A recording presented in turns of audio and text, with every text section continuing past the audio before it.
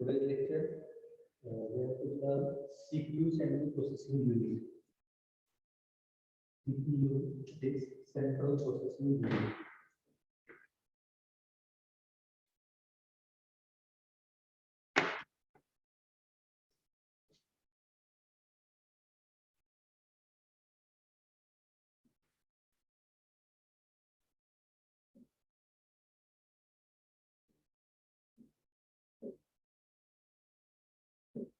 Central processing unit. Okay. Now we draw here a block diagram of central processing unit. First,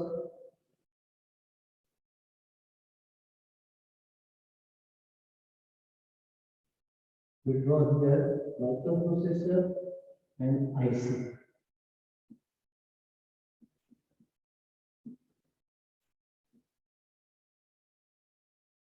Microprocessor and IC. After that, memory unit,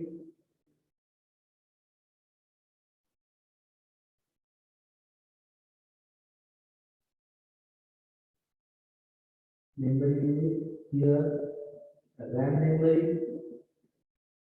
here RAM memory, and next is volatile memory.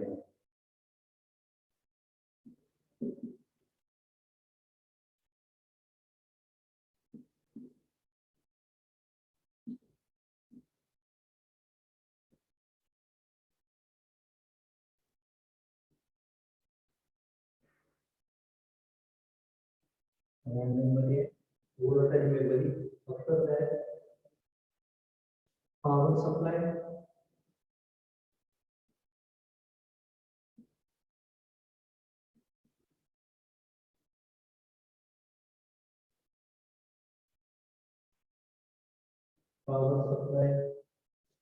given to the microprocessor. Okay.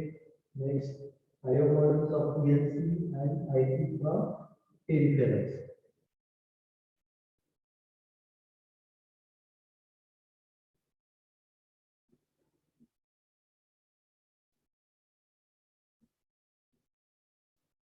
IO modules of PLC and input from peripherals.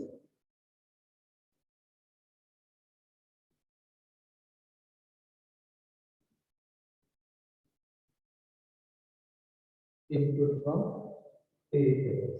Okay, this is the input model of PLC and IP from the peripherals. After that, last is the program memory, that is ROM.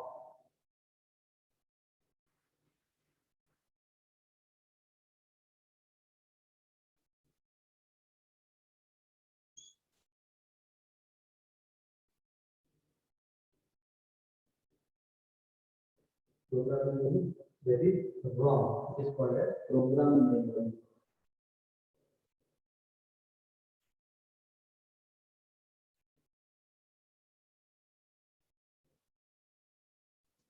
Program memory.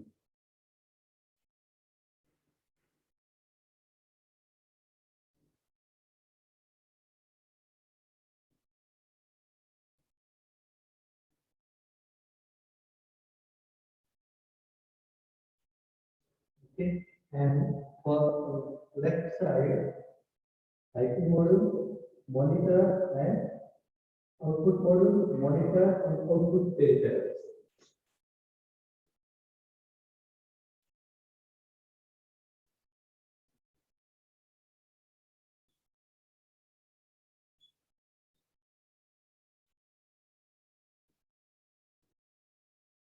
This one is LCD. Okay, this one is LCD, that is monitor. LCD display. It is monitor. Okay. LCD display, that is monitor, module of PLC and output module to peripheral. Okay. The main function of that CPU is to control all the activities, including arithmetical and logical operation, etc. Okay. The system programs or codes are permanently stored in the program memory. Here program memory and program memory stores program memory and program memory stores system of program or code. Okay, permanently storage of system programs and code is the main function of the program memory. Okay, it is a very important part of programming of PLC. Okay, this is very important part of programming of PLC. Next, next is the RAM memory. Okay, main function of RAM memory is user program instruction which are available variable stored in the RAM memory. Okay, instructions and programs, data variables which are all stored in the RAM memory. Okay, after that the central processing unit is called as the heart of any controller. It incorporates the processor and the memory units. Okay, the memory units basically consist of data program memory. The CPU also provides the power supply unit and communication circumference rate to provide a communication between the memory and processor. This is the power supply. Okay, this is the power supply. In some PLCs, the CPUs consist of I/O modules. Okay, here we also show the I/O modules along with the power supply and processor, which are placed with the external module. That is the input modules from the peripherals.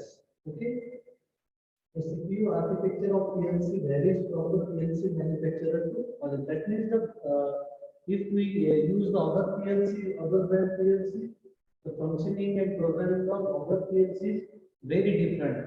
The connections are also very different in case of other type of PLC. That means as per the branding, the connections of PLC are changed. Okay, first we have to learn the programmers and monitors. That is the programmers and monitors. Okay, what is the function of monitor and program?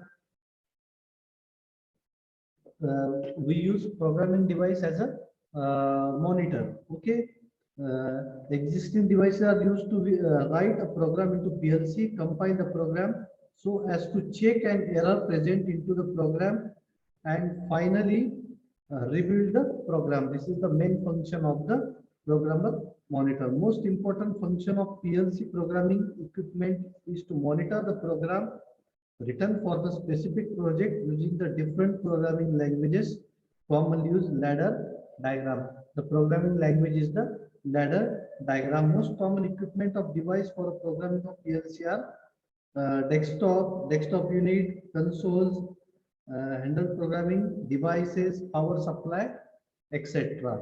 Okay. Now we draw here a power supply unit of the PLC. Okay, we draw here the power supply unit of the PLC.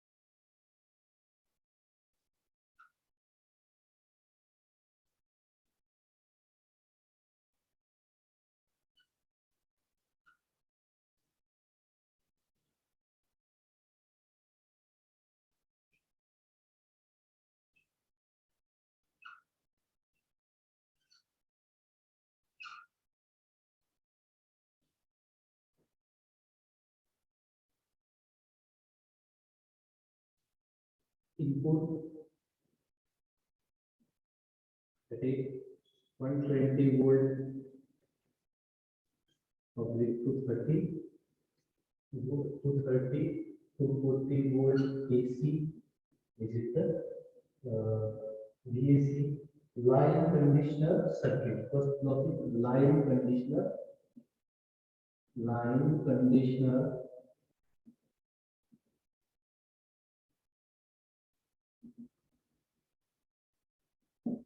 first block is line conditioner circuit. After that, converter rectifier circuit. After that,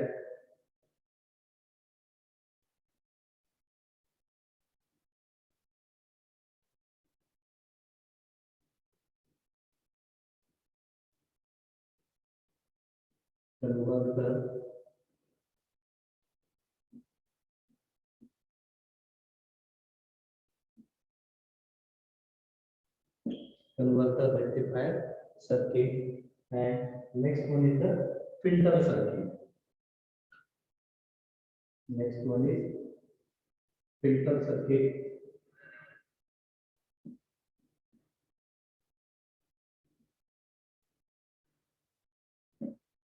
One is filter circuit. After that, filter circuit. After that, regulator circuit. After that, regulator circuit.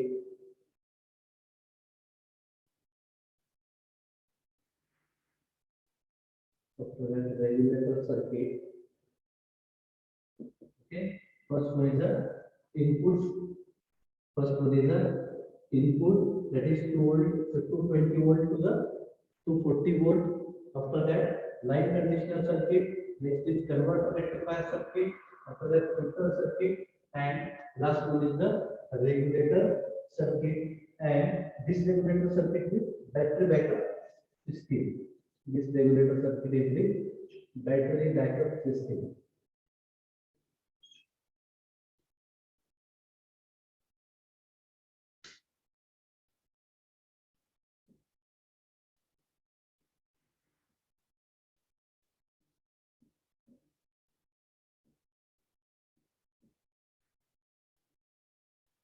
This is the battery backup system, and the output is plus 5 volt DC.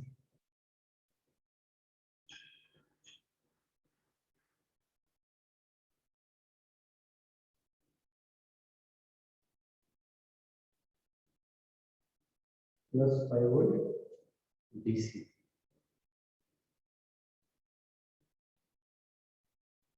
And here is CPU operating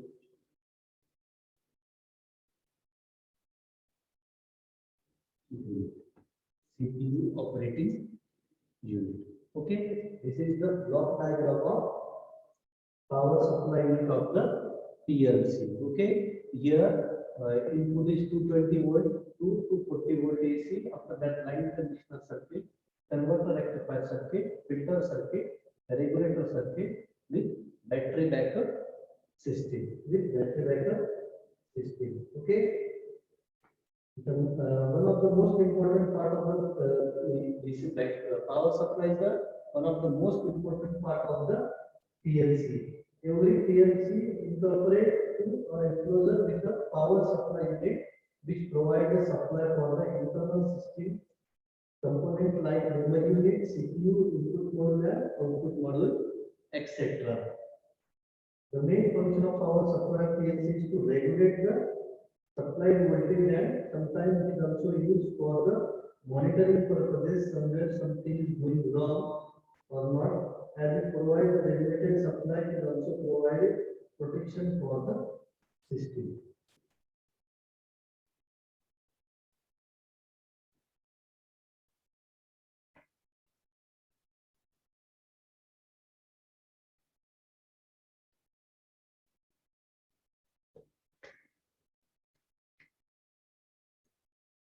Okay.